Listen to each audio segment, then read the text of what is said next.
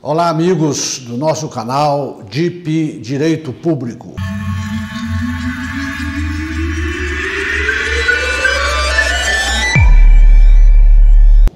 Volto a falar para vocês neste vídeo de hoje sobre esta recente lei publicada no dia 26 de outubro de 2021, que veio trazer uma alteração ou algumas alterações consideráveis na já existente lei de improbidade administrativa, que é a Lei 8.429 de 1992.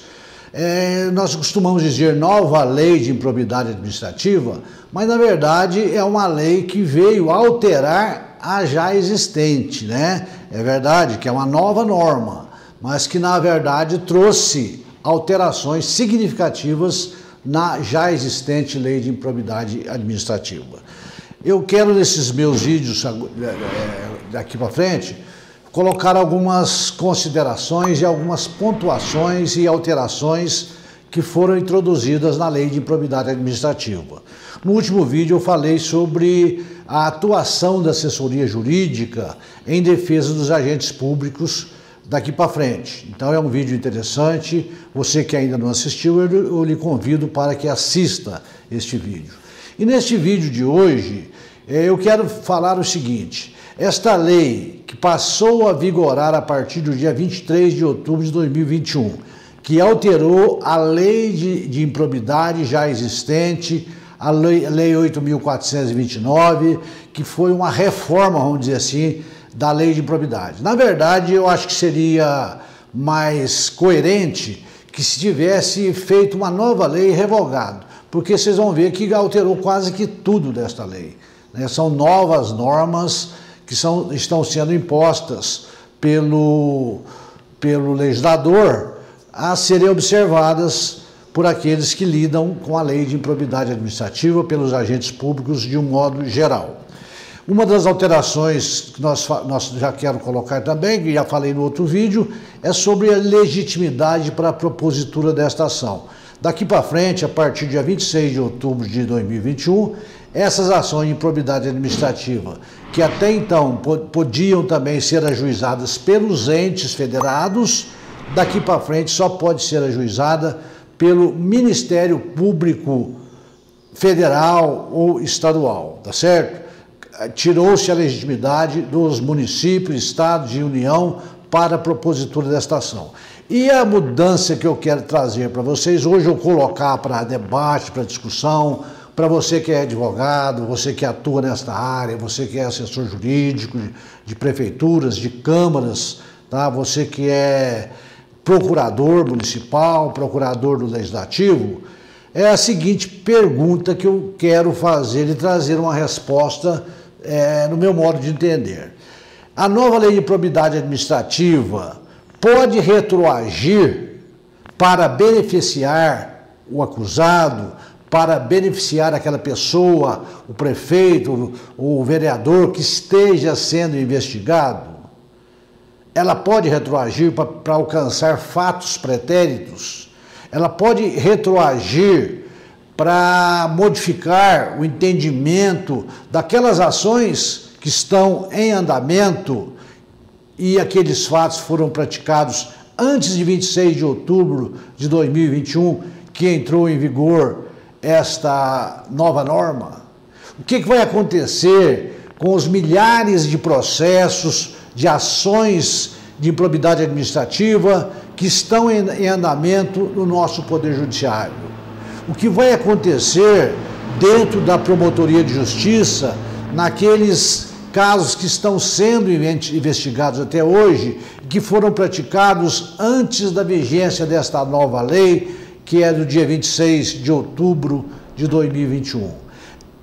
Esta lei, essas regras novas, podem ser aplicadas naquelas partes em que beneficiam o réu, o acusado ou o investigado?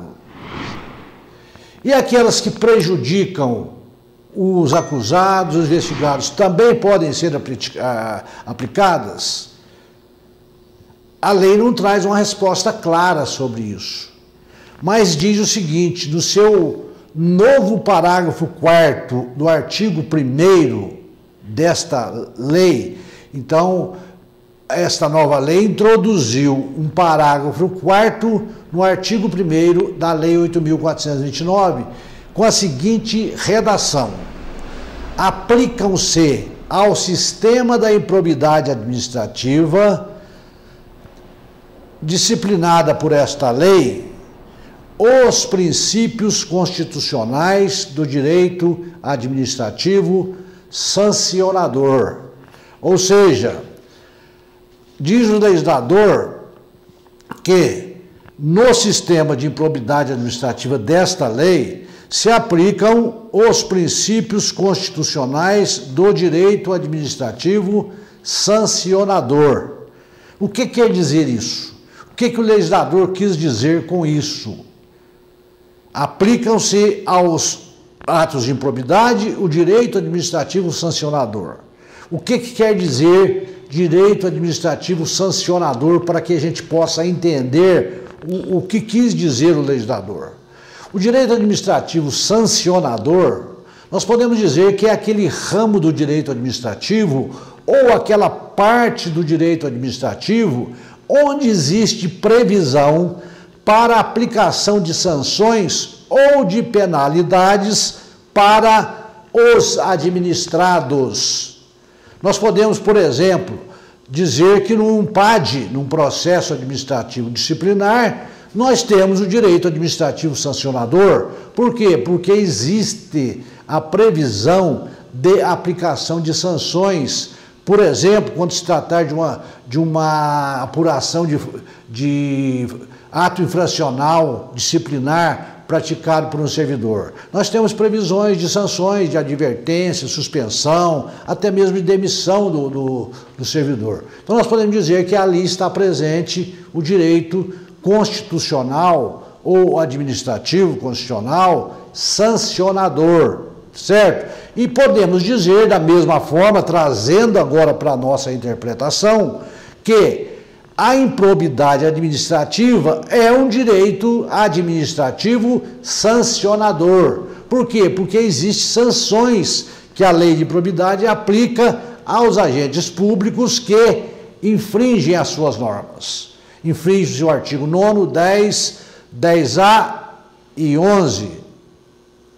Então, nós podemos dizer o seguinte, o STJ já tem jurisprudências nesse sentido, não são jurisprudências unânimes, tá certo? Não são jurisprudências pacíficas, mas são jurisprudências majoritárias lá no STJ. Existem aquelas contrárias, mas a maioria entende que no direito administrativo sancionador nós devemos aplicar as regras que são mais benéficas ao acusado quando surge uma norma nova, como é o caso. Tá certo? Então, se nós estamos diante de uma norma nova que vem alterar uma antiga, aquilo que favorece o acusado, o réu ou o investigado deve ser aplicado imediatamente de acordo com o entendimento do próprio Superior Tribunal de Justiça, tá certo? Desde que beneficie o réu. Então, aplica-se a norma que beneficia e não se aplica aquela norma que prejudica o réu ou o acusado, tá certo? Então, por exemplo, se nós estamos diante de uma situação em que existe uma ação em andamento de improbidade que o réu está sendo acusado, por exemplo, pela prática de um ato culposo, nós sabemos, e vou falar para vocês em outro vídeo, que foi excluído desta nova lei os atos de improbidade administrativa quando praticados por culpa, ou seja, a modalidade culposa foi excluída dessa nova lei, com esta nova lei. Então nós podemos dizer que daqui para frente, no dia 26 de outubro de 21, só poderão ser penalizados aqueles agentes que praticarem atos dolosos, ou seja, atos intencionais, atos que eu sei que estou praticando alguma coisa errada, eu tenho consciência daquilo. Esses atos serão penalizados. Aqueles atos praticados com culpa, por imprudência, negligência, por exemplo, do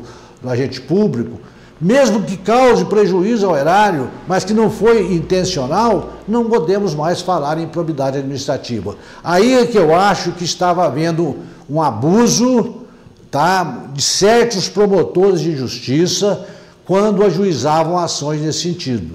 Para eles, praticamente tudo era improbidade. E não é. Esse eu venho falando, repito, há muito tempo, que ato de improbidade, de acordo com o legislador de 1992, o que ele queria era penalizar o administrador, o gestor público, o presidente de Câmara desonesto, aquele que pratica ato com o intuito de se beneficiar, de se enriquecer licitamente ou de causar prejuízo ao erário. Então, acho que veio em boa hora essa retirada dessa modalidade culposa, porque muita gente, muito agente público estavam sendo acionados por casos que não eram, ou por atos que não eram ímprobos, tá? Um ato de modalidade culposa. Então, é necessário que agora se preste bastante atenção nessa situação. E eu sou até a favor, a lei não prevê, que se penalizasse o promotor de justiça, o procurador de justiça, que daqui para frente não entrasse com ações que de modo evidente está claro que a modalidade é culposa. Não se pode mais penalizar um agente público que aplicou um ato porque interpretou de uma forma uma lei, inclusive com alguns precedentes, baseado, fundamentado em pareceres jurídicos. Ora, é um entendimento. Não foi feito para causar prejuízo, não foi feito para enriquecer quem quer que seja. Então não pode ser considerado mais improbidade administrativa. É isso que o novo legislador está querendo, é isso que talvez os congressistas devem ter sentido, né, nas ações que respondem às vezes perante o judiciário, para se chegar a uma conclusão dessa. Eu disse para vocês que o STJ tem entendimento nesse sentido, obviamente não com a nova lei, que é coisa recente, mas que aplica-se às leis anteriores, o direito administrativo, no direito administrativo sancionador, a lei nova, ou as regras da lei nova, que beneficiem o acusado, o réu ou o administrador. Então, eu deixo aqui como sugestão, ao encerrar esse vídeo, que você, agente público, você que é proprietário de empresa, que está sendo acionado na justiça por improbidade administrativa, por ato doloso, que peça ao seu advogado, ao seu defensor, que peticione nos autos, dizendo que agora existe uma nova lei que não se aplica mais, pedindo a extinção do processo, o seu arquivamento, para que não tenham que prosseguir com essa ação, caso o Ministério Público não se pronuncie no processo dessa forma. Então eu acho interessante que você procure seu defensor para que ele peticione e coloque no processo tudo aquilo que existe na lei nova e que pode te beneficiar naquilo que você está sendo acionado já judicialmente com ações ou até mesmo em inquéritos civis ou criminais que ainda tramitam perante a Promotoria de Justiça. Então eu deixo essa mensagem de hoje para vocês, dizendo que estas novas regras da nova lei 14.230 de 2021, que veio alterar a lei 8.429 de 92, é retroativa, ou seja, pode ser aplicados aos fatos anteriores praticados antes da lei, desde que essas regras venham beneficiar o interessado, o prefeito que está sendo processado, o governador de estado, o presidente da República. O presidente da República não se enquadra aqui, mas aqueles que são enquadrados como agentes públicos que estejam sendo acionados nesse tipo de ação de improbidade.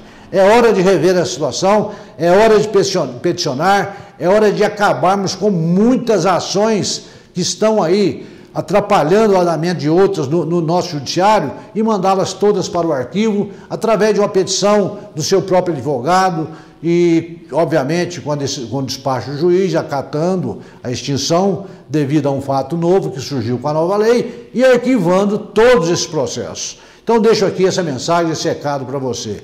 Espero que você tenha gostado desse nosso novo vídeo. Se gostou, compartilhe com seus colegas, com seus amigos, para que o nosso grupo cresça cada dia mais. Deixe aí o seu joinha, o seu comentário sobre a nova lei, as suas perguntas e dúvidas sobre a nova lei, e nós estamos aqui dispostos, dentro do nosso tempo, em analisá-los e responder a vocês cada uma dessas indagações. Trarei para vocês no próximo vídeo uma outra novidade da lei para discutirmos aqui e colocá-los em um vídeo para que você possa entender aquilo que nós pensamos, aquilo que o legislador trouxe de novo para todos nós. Até o próximo vídeo, se Deus quiser.